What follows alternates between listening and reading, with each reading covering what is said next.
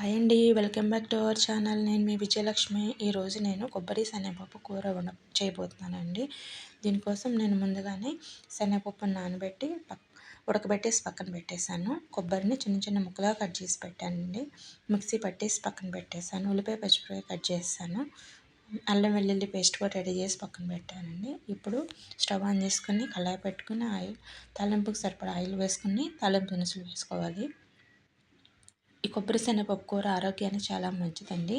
శనగపప్పు మనకు మంచి ప్రోటీన్ రిచ్ ఫుడ్. కొబ్బరి కూడా హెల్త్కి చాలా మంచిది. ఇప్పుడు తాలింపు వేగాక కరివేపాకు కూడా వేసేసుకోవాలి.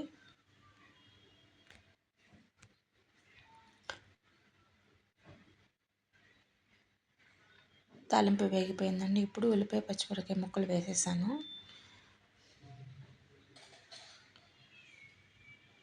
ఇది వేగేటప్పుడే కొంచెం పసుపు, అల్లం వెల్లుల్లి పేస్ట్ వేసుకున్నానండి.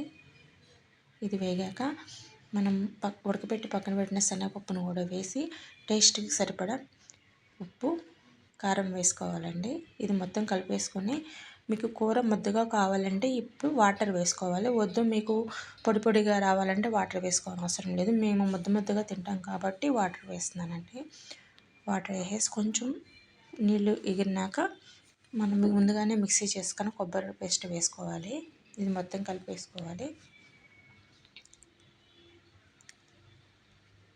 ఇప్పుడు దీంట్లో కొంచెం గరం మసాలా వేస్తున్నాను. ఒక 1/2 టీ స్పూను గరం మసాలా, కొత్తిమీర వేసి మొత్తం కలిపేసుకోవాలి.